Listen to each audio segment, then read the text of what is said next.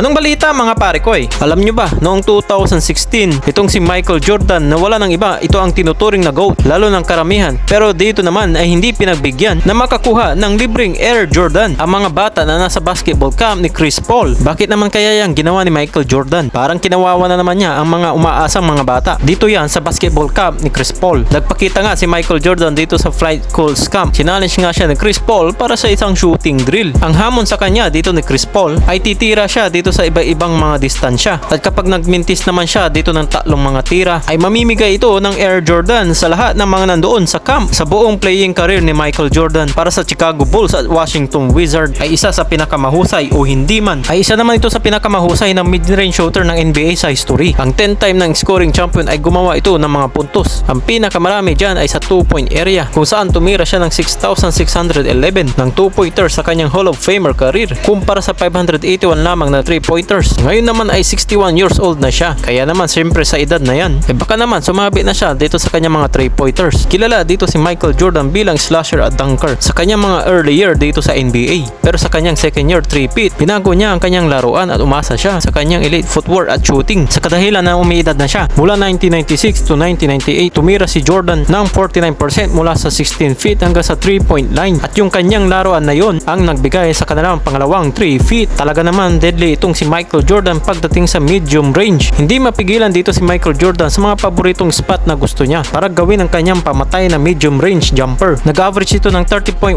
points, 6.2 rebounds, 5.3 assists at 2.3 steals. At dito naman ay pinatira si Michael Jordan mula sa training camp. Mula yan sa malapit, mula sa elbow range at banda rin sa free throw. At syempre pati na rin sa 3-point line. At makapigil hininga naman ang mga bata na nag-aabang para mamintis itong si Michael Jordan para makakuha na nga sila ng libreng sapatos na Air Jordan. Ang problema lang masyadong competitive itong 61 na anyos na si Michael Jordan at hindi pa ito handa magpatalo kaya sa simpleng challenge lamang ni Chris Paul. At yan ay naipasok niya ang kanyang lahat ng mga tira. Kaya niya naman dito bigyan ng mga bata ng libreng mga Air Jordan pero hindi sa paraan na magpapaminti siya sa bawat kanyang mga tira. At dahil dyan ay nabaliwala ang mga umaasang mga bata.